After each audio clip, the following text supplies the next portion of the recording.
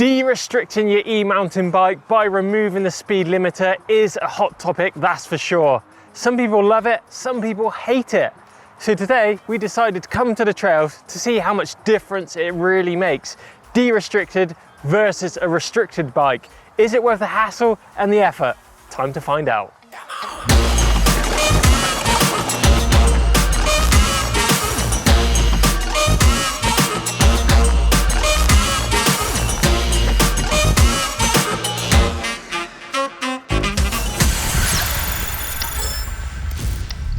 Here in the UK, it is illegal to ride a de-restricted e-bike anywhere aside from private land with the owner's permission. And we have just that here today at the 417 Bike Park in Gloucester, UK. They've given us permission to ride this de-restricted e-bike to perform this test. On today's agenda is a variety of trails. We have a downhill run, a trail loop, and a road sprint. And on each of those stages, we'll be looking at your average speed, maximum speed, time taken, and battery consumption via mission control. Now here at EMBN, based in the UK, we believe that you should not be de-restricting your e-bike for use on public land for many reasons. First up, you can avoid any warranty you have on your bike, meaning if that motor packs up, you're not going to get any help from the manufacturer. Second, it's going to enhance wear on all those components, particularly on your drivetrain. Thirdly, if you get involved in an accident on a de-restricted e-bike on the road, for example, countries like France actually have massive fines, 30,000 euros if you get caught with a de-restricted e-bike and get involved in an accident, and can land you in prison for a year as well. And lastly, you can't ride your e-bike from your front door legally as you can with a restricted e-bike. Is it worth the hassle?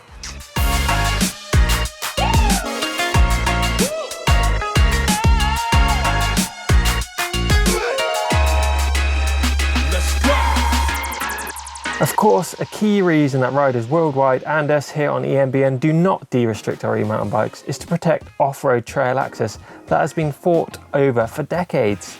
Many mountain bike brands such as Bosch also do not allow this for the same reason, and for the fact that most of the e-mountain bikes we ride were simply not designed for this purpose. So there is that safety aspect too.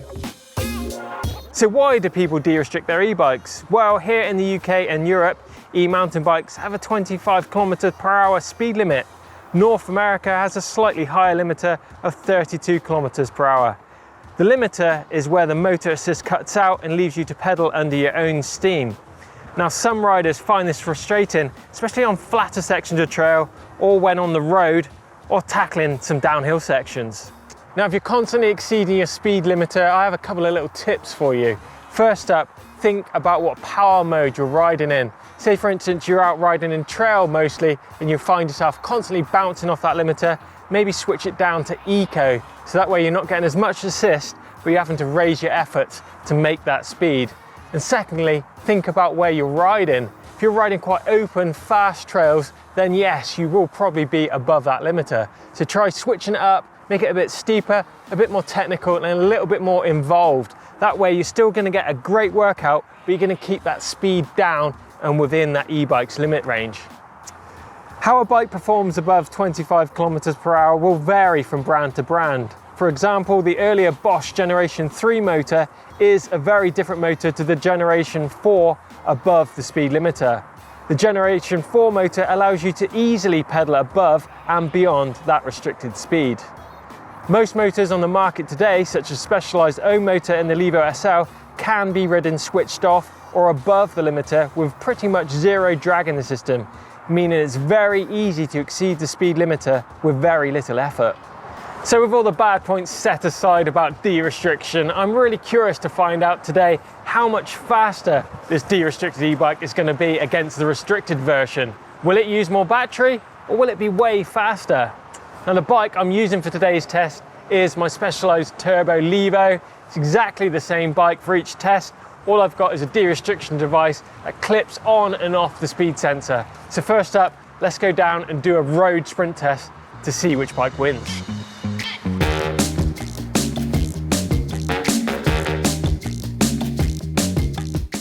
Right, so here we are, a flat road sprint test. About 100 meters of flat tarmac. I'm gonna be engaged in turbo mode for this one. Got my Garmin on to record maximum speed and average speed. Usain Bolt, eat your heart out. Let's go.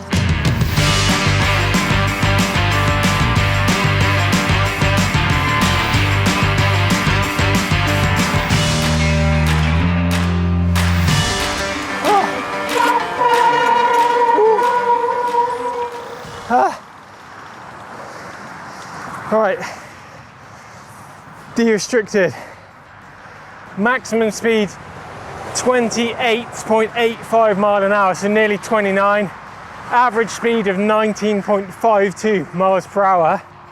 So that's the de-restricted. Let's see how the restricted bike gets on. Let's see how much difference this is going to make.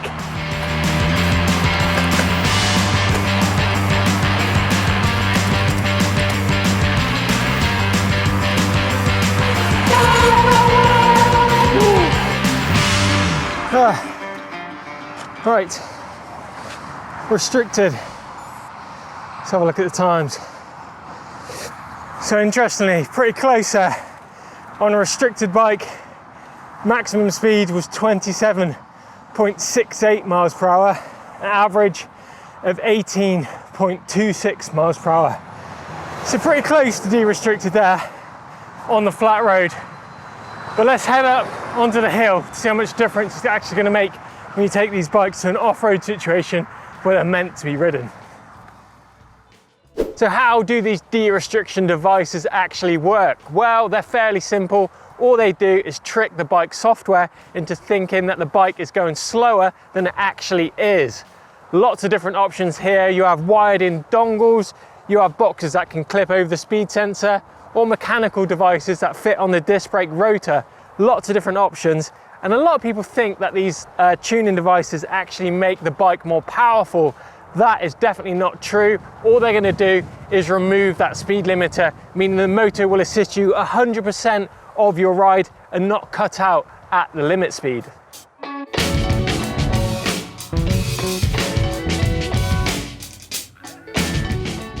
Right, now just cycling to the top of the trails here at 417 has given me a little bit of time to think about the results from that road test that we did, the sprint test.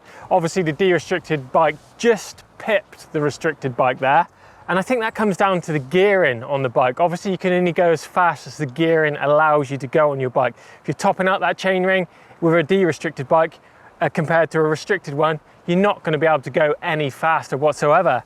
And also the distance of that test is fairly relative too. Obviously that was a short section of tarmac compared to, say, if we did that ride over 10 miles or so, the de-restricted bike will have an even bigger advantage due to that higher average speed. But it's not about riding roads on e-mountain bikes, is it? It's about getting off-road. So I think we hit this red downhill run here at 417 and see what difference the de-restricted bike makes against the restricted bike when we take it to an off-road situation. Let's go.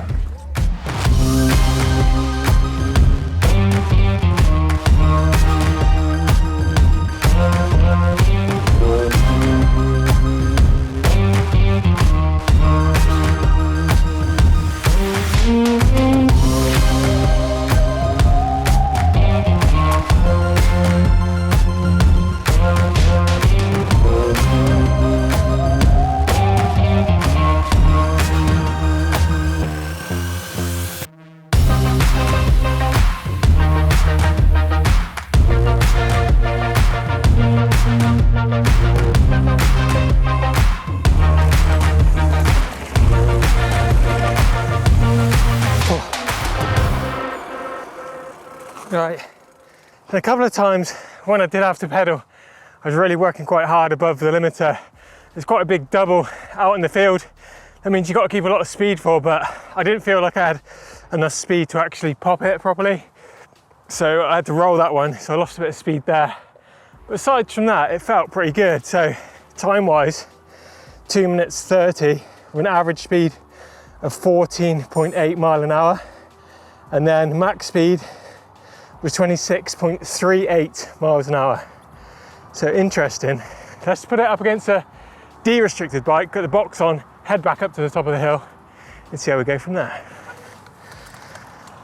Right, we're back at the top after that restricted run. I've got the de-restriction box up to see if it's going to make much difference when I attack this downhill run once more.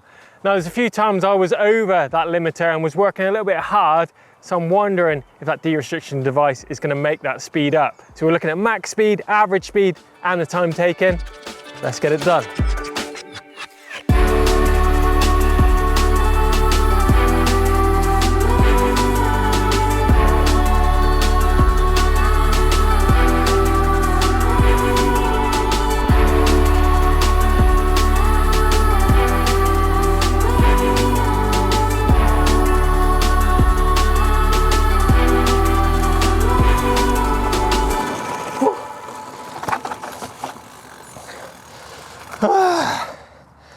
Oh, it's a harsh run. It's pretty windy as well.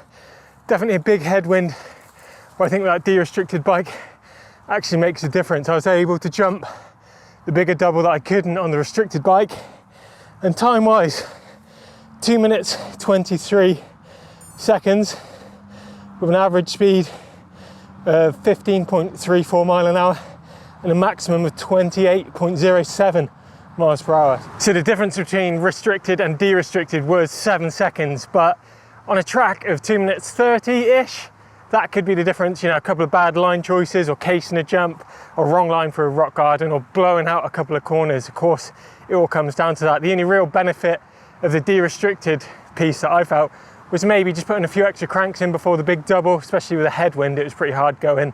As I said, I couldn't jump that on the restricted bike, so that was the only advantage there. The rest of it was just good line choices, and maybe it's because it's my second run as well, possibly. I don't know. All comes into it.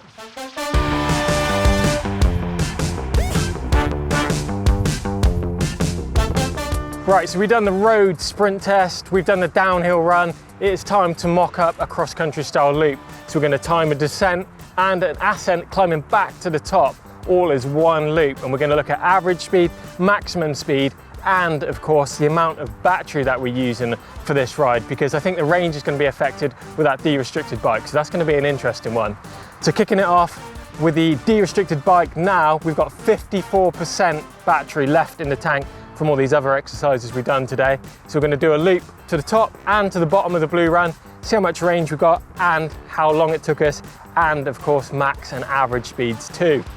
Right, so as we mentioned earlier on the downhill run, I think I may have got a quicker time because I knew the track a little bit better maybe for my second run on the de-restricted bike. So we're going to switch things up for this one. First run is going to be de-restricted to the top and to the bottom of the blue run.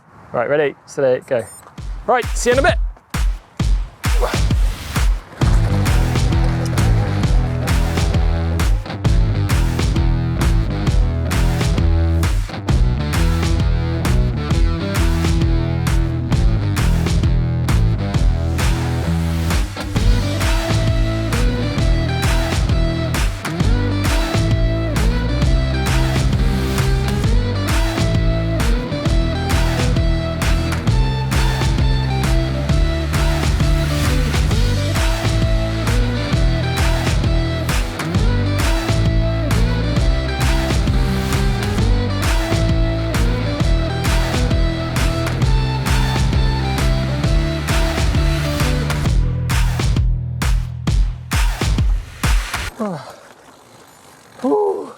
Right, now that was super hard work doing that on the de-restricted bike, climbing up and coming straight back down that trail. Now on the climb up, the de-restricted bike didn't have much of an advantage because I wasn't exceeding that 16 mile per hour limiter. And even on the way down, there's not much pedaling involved. It's quite a flowy kind of trail, so it's more about hitting the right lines and braking. There's a couple of points maybe that the de-restricted bike where I pedaled did come in and push me along that a little bit further. But battery wise, we used 8%, so we're down to 46% here. Times 8 minutes 14 seconds, an average speed of 10.84 mile an hour and a maximum of 22 miles an hour. So let's see how this restricted bike goes now, down the hill and up the hill. 46% battery left in the tank. Let's see how much it uses this time. Let's go.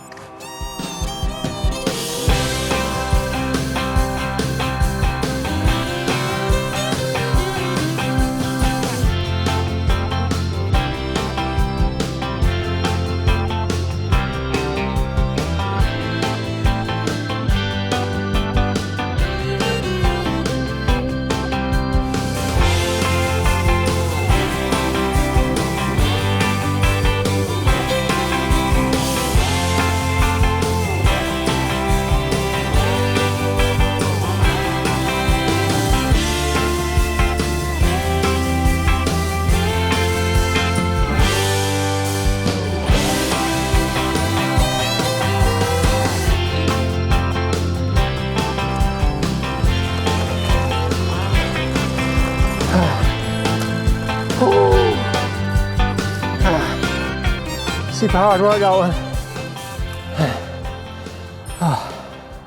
So again, we were under the speed limiter the whole way up the climb, and obviously above it on the way down, so having to work a bit harder, and especially when you get halfway on the hill, there's a tremendous headwind coming straight into you, so if you are above that limiter, it becomes incredibly hard work.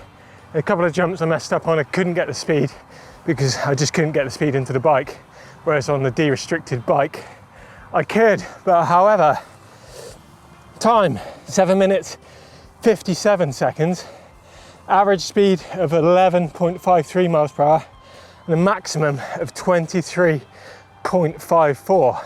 Right, let's check in on mission control to see how much battery we used on the restricted bike, which compared to the de-restricted was 8%, and on this it has used 6%, so 2% different. And I think that little bit of extra energy that we used coming out of the car park above that limiter and on that road section was probably where that 2% is gone. But interesting to see, imagine that over a big ride, the difference that de-restricted can make, where you've got that motor engaged for 100% of the ride rather than in and out of it when you're using that speed limiter. Obviously above that speed, you're under your own steam, so you're not using any battery whatsoever. Whereas a de-restricted bike, that motor is going 100% of your ride, no matter what speed you're going. So interesting stuff.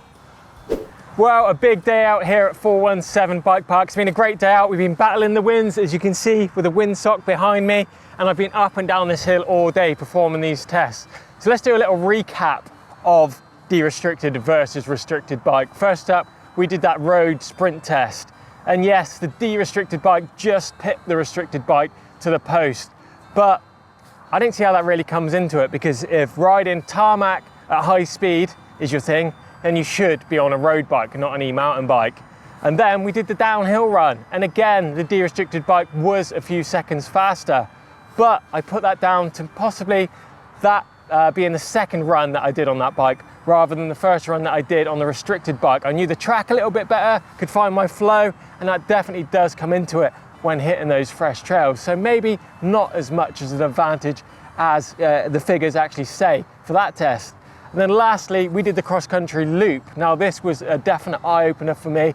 I thought the de-restricted bike was going to be a lot faster, but we took the de-restricted bike up the hill for the first run this time and recorded a good time, which I felt pretty happy with. And then I hit it on the restricted bike, and the restricted bike was actually a lot faster. And again, was this due to track knowledge, or was it that I simply flowed down there better? A lot of things come into it really, and of course the restricted bike used a lot less power than the de-restricted bike. We're talking 2% difference. Now if you times that by 10, say you're on a bigger ride, that's 20% more battery usage. So some big figures to think about. So de-restriction is as big as advantage as you think. Well, I don't think so personally. I think, you know, off-road riding on an e-bike, the speed limiter definitely does give you enough speed, as we proved today. So you're losing out on a lot of things. You think about, you're losing out on your warranty, you're losing out where you can ride your bike, enhanced wear on components, lots of bad things for maybe not a lot of gain. Definite food for thought, but let us know down in the comments what you think about de-restriction. Is it good? Is it bad? Why do you de-restrict your bike, or why don't you? Get involved in the comments. Give us a thumbs up if you've enjoyed it. Don't forget to subscribe to us here on EMBN, and we shall see you soon. Cheers.